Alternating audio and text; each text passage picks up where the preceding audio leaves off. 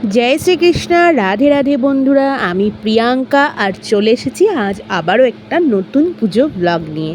তো আজকের ভিডিওটা আমি আমার ঠাকুর ঘরের সমস্ত আরাধ্য দেবতাদেরকে দর্শন করিয়ে শুরু করছি। তো আজ সোমবার, আর প্রতি সোমবারে আমি কিভাবে আমার দেবতাদের পুজো করি বা আরাধনা করি সেটাই কিন্তু এই ভিডিওতে আমি শেয়ার করব। যেহেতু সোমবার সেহেতু প্রথমেই আমি মহাদেবকে স্নান করিয়ে নেব। আর এখানে স্নানের সমস্ত সামগ্রী আমি নিয়ে নিয়েছি। তো প্রথমে আমি ঘি আর মধুটা বাবা মহাদেবকে সুন্দরভাবে মাখিয়ে নেব। তো বন্ধুরা, প্রতি সোম আর শুক্রবার আমি কিন্তু বাবা মহাদেবকে এভাবে আসন থেকে নামিয়ে স্নান করাই, আর অন্যান্য দিনগুলোতে আমি আসনের উপরে রেখেই স্নান করিয়ে দিই। তো মহাদেবকে ঘি আর মধু মাখিয়ে নেওয়ার পর আমি একে একে নন্দী মহারাজ, বাসুকীনাগ ও মহাদেবের ত্রিশূলকেও সুন্দরভাবে ঘি আর মধু মাখিয়ে নেব।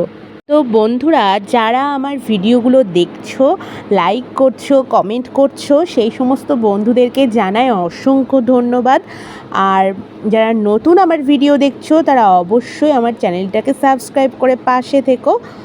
তো এবারে আমি মহাদেবকে এখানে দুধ দিয়ে স্নান করিয়ে দিচ্ছি, আর মুখে কিন্তু আমি ওং নমঃ শিবায়, ওং নমঃ শিবায়, ওং নমঃ শিবায় উচ্চারণ করে যাচ্ছি।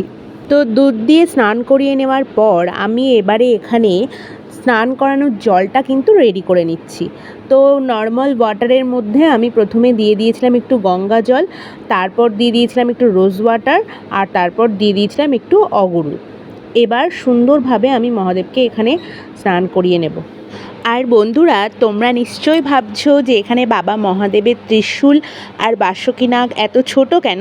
আসলে আমার আগের শিবলিঙ্গটা তো এত বড় ছিল না, তো ওই শিবলিঙ্গটা একটু ছোট ছিল, বাট ওটাতে একটু খুঁত হওয়ার কারণে এই শিবলিঙ্গটা নতুন আনা হয়েছে। তো খুব তাড়াতাড়ি আমি মহাদেবের জন্য একটি বড় সাইজের ত্রিশূল আর বাসুকীনাগ নিয়ে আসবো। তো বাবা মহাদেবকে স্নান করানো আমার একদমই কমপ্লিট, আর এখানে সুন্দরভাবে মুছে আমি বাবা মহাদেবকে আসনে বসিয়ে দিয়েছি। আর এবারে পালা হচ্ছে গোপাল সোনার স্নানের।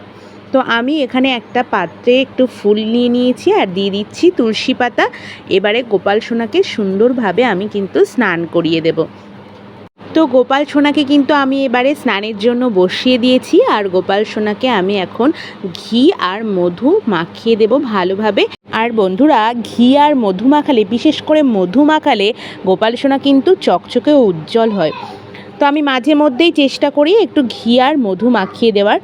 আর এবারে আমি এখানে দুধ দিয়ে স্নান করিয়ে দিই, আর মুখে আমি উচ্চারণ করছি ওং নমঃ ভগবতে বাসুদেবায় নমো নমঃ। আর বাবা মহাদেবকে স্নান করানোর সময় যেভাবে আমি জল রেডি করেছিলাম, ঠিক সেভাবেই কিন্তু গোপাল সোনার স্নানের জলটাও আমি রেডি করে নিয়েছি।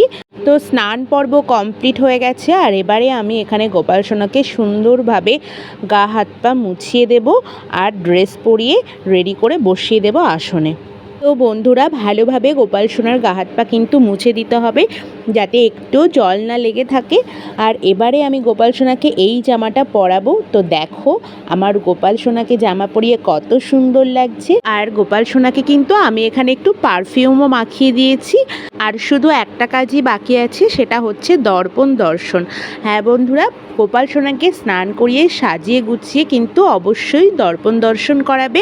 তো স্নান পর্ব শেষ করার পর দেখো আমার গোপাল সোনাদের এখানে কত সুন্দর লাগছে দেখতে, পুরো ঠাকুর ঘরটা যেন ভরে আছে।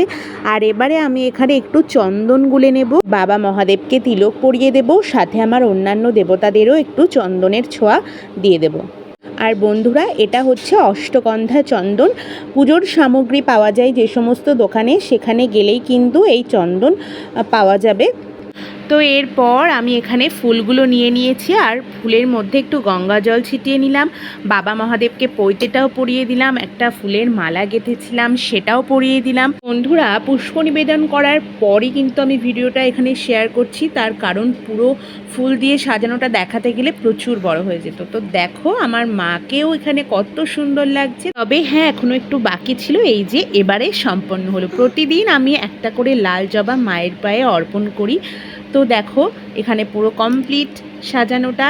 এরপর আমি কিন্তু এই জায়গাটাকে সুন্দর করে সাজিয়ে দেব।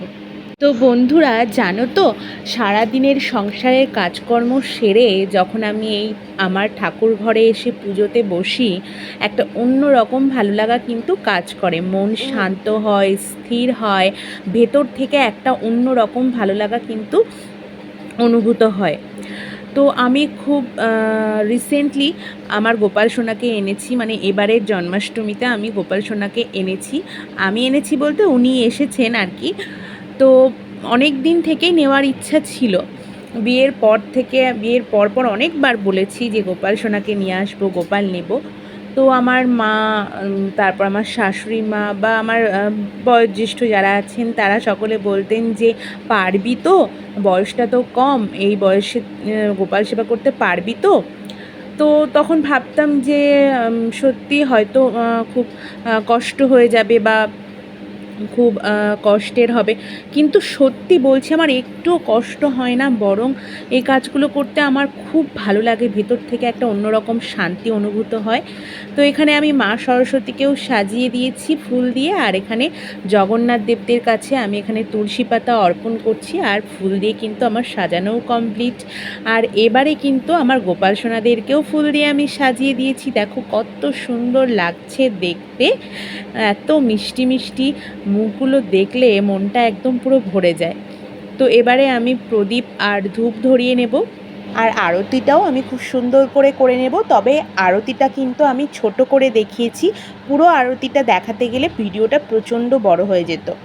আর আমার আগের একটা ভিডিওতে সরস্বতী মণ্ডল দিদিভাই আমাকে কমেন্ট করেছিলে যে তোমার ঠাকুর ঘরটা খুব ভালো লেগেছে, তোমার ভিডিও খুব ভালো লাগলো।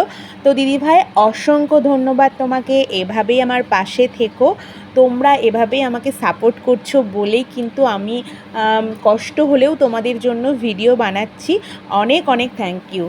তো আমি এদিকে ফলগুলো কেটে রেডি করে রেখেছি, আর আরতি কমপ্লিট হয়ে যাওয়ার পর আমি ফলগুলো সমস্ত প্লেটে সাজিয়ে গুছিয়ে দেব। তো সমস্ত প্লেটে আমি কিন্তু ফলগুলো সাজিয়ে দিয়ে দিয়েছি। আর হ্যাঁ বন্ধুরা, মহাদেবের প্লেটে আমি কিন্তু তুলসী পাতা দিইনি, তার কারণ মহাদেবকে তুলসী পাতা অর্পণ করতে নেই। তো যাই হোক, পুজো কিন্তু আমার একদমই শেষের দিকে। আর এই যে পুরো এটা হচ্ছে আমার ঠাকুর ঘরের লাস্ট লুক, পুজো শেষ লুকটা তোমাদের একটু দেখিয়ে দিলাম। আর এখানে আমি গোপাল সোনাদেরকে একটু খাইয়ে দেব।